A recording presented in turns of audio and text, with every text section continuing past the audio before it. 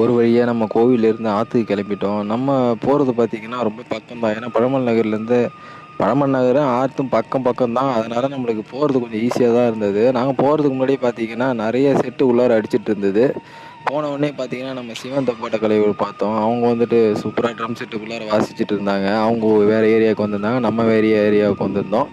அதனால உள்ளார வந்துட்டு அவங்க கூட போயிட்டு பேசிட்டு, அவங்க கூட கொஞ்ச நேரம் ட்ரம்ஸ் வாசிச்சுட்டு இருந்தோம். அப்படியே பக்கத்துல பார்த்தீங்கன்னா, நம்ம இளைஞர்கள் காவடி தூக்கிட்டு அருமையா நடனம் ஆடிட்டு இருந்தது. மக்களும் அருமையா வந்துட்டு பார்த்துட்டு ரசிச்சுட்டு இருந்தாங்க. அதுக்கப்புறம் அப்படியே அங்காண்ட பார்த்தீங்கன்னா, நம்ம A1 ட்ரம் செட் வந்து சூப்பரா ட்ரம்ஸ் வாசிச்சுட்டு இருந்தாங்க. அவங்க கூட போய் பசங்கள பார்த்துட்டு, அதுக்கப்புறம் அவங்க கூட கொஞ்ச நேரம் வாசிச்சுட்டு, அவங்க ஏரியா வந்துட்டு கிளம்ப ஆரம்பிச்சுட்டாங்க. அதுக்கப்புறம் பக்கத்திலேயே பார்த்தீங்கன்னா, நம்ம SMT ட்ரம் செட் அவங்களும் அடிச்சிட்டு இருந்தாங்க. அருமையா வாசிச்சுட்டு இருந்தாங்க. அவங்க கூட போய் பார்த்துட்டு, அவங்க கூட கொஞ்ச நேரம் வாசிச்சுட்டு, அதுக்கப்புறம் பார்த்தீங்கன்னா, இந்த ஆடி மாதம் வந்தாலே நாங்க ட்ரம் செட் நண்பர்கள் எல்லாமே சந்தோஷமாயிடுவோம். ஏன்னா, நாங்க எல்லாமே சந்திக்கிறதுக்கு ஒரு வாய்ப்பா வந்துட்டு எங்களுக்கு இது அப்படியேப்பட்ட ஒரு தருணம் வருஷத்துல வந்துட்டு 1 மாசம் மட்டும் தான் எங்களுக்கு கிடைக்கும்.